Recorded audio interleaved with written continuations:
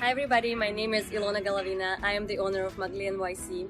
Today I am going to share with you a little bit of process behind making one of those pendant lights.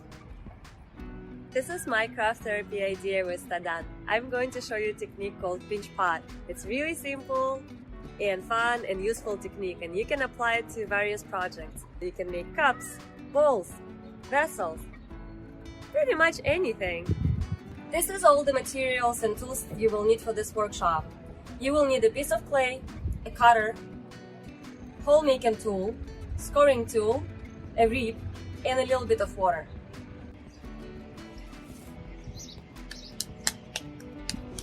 We are going to start from shaping a bowl of our piece of clay. It doesn't have to be a perfect shape, but should be more or less round. I usually use about like quarter pound of clay for my project, and then I divide it sometimes in half, sometimes in 4 parts. So let's cut, and I'm going to shape another bowl. I'm working outside today and it's a little bit windy, so I'm going to just use a little bit of water on my hands so the clay doesn't dry out so easily. I am going to find the middle of this piece, and I'm going to push my thumb not all the way through, probably around like 3/4 through, and now I'm gonna start pinching around it. Depending on the look you're going for,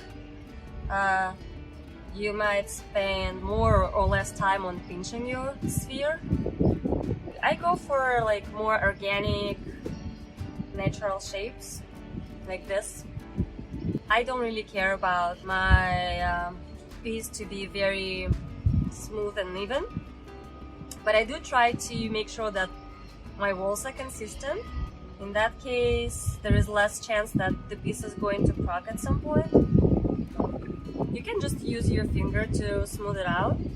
I really like having a little bit of cracks in my pieces because I think it works well with my idea, but you might want to make sure to, smooth everything out. Alright, now I'm gonna start working on the second part. Another thing to keep in mind is that you don't want your pieces to be too heavy, so you might want to pinch a little bit more and make your walls less thick, because it's probably going to be hang from the ceiling or a wall. You just need to account for those things. And now I'm going to grab my scoring tool, and I'm going to start scoring my pieces. I like to use a little bit of water for scoring to create a little bit of this like slippery layer. It will help you to join the pieces together.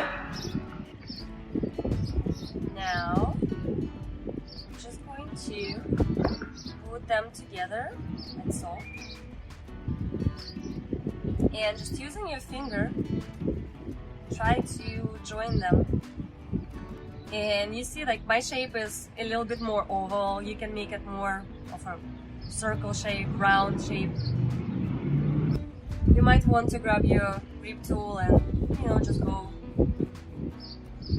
around the edges. I like to make them look a little bit more organic. I like to squeeze them, I can just drop them, like just trying to create this shape that I'm going for. So usually I would wait for, 30 minutes, an hour before I start making holes. But just to show you guys how I do it, I'll do it now, and it should be fine as well. I don't think the piece is gonna break or anything. So one thing to keep in mind is that when you choosing the spot for your hole, you probably don't want to make a hole where you join your pieces because it might crack. Just use the other side of the piece. So for that I'm going to use this tool. It made specifically for making holes, and it's very easy to use, as you can see. Ta-da!